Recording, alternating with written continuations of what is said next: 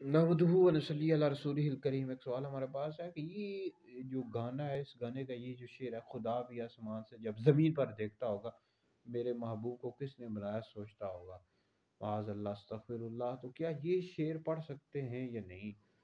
تو یہ جو شعر ہے اس میں کئی کفریات ہیں۔ ایک تو اللہ رب العزت کے لیے یہ لفظ کہنا کہ زمین پر جب دیکھتا ہوگا، کیا اللہ رب العزت ہر وقت نہیں دیکھتا، کسی مخصوص وقت میں دیکھتا ہے؟ تو یہ بھی کفر ہے۔ دوسرا یہ ہے کہ میرے محبوب کو کس نے بنایا سوچتا ہوگا، معاذ اللہ، ہر چیز کو بنانے والا اللہ رب العزت ہے، سوچنا پھر اللہ کے لیے سوچنے کا لفظ یوز کرنا، اس کئی کفریات ہے۔ جس نے شعر لکھا ہے وہ شخص بھی دائرہ اسلام سے خارج ہے، اور اس کی بیوی بھی اس کے نکاح سے نکل گئی، اب دوبارہ کلمہ پڑھے، تجدید نکاح بھی کرے۔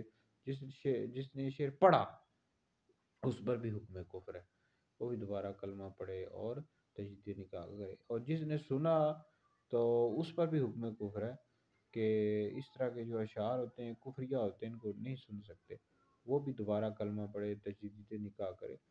تو یہ کئی گانوں میں کفریہ اشعار ہوتے ہیں۔ یہ عشق مشوقی والے جو شعر ہیں ویسے بھی پڑھنے کی شریعت میں اجازت نہیں۔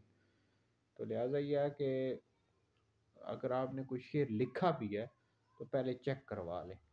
اور شعر جو ہے یہ لکھیں اپنے ملک کے لیے، یا نبی کریم علیہ السلام کی شان میں نعتیں لکھیں یا حمد لکھیں تو علماء سے چیک کروا لیا کریں، تصدیق کروا لیا کریں کہ اس شعر میں کوئی شرعی غلطی ہے یا نہیں ہے۔ باقی یہ گانے باجے کی، یہ گانے لکھنا، اس کی ہرگز بھی اجازت نہیں ہے۔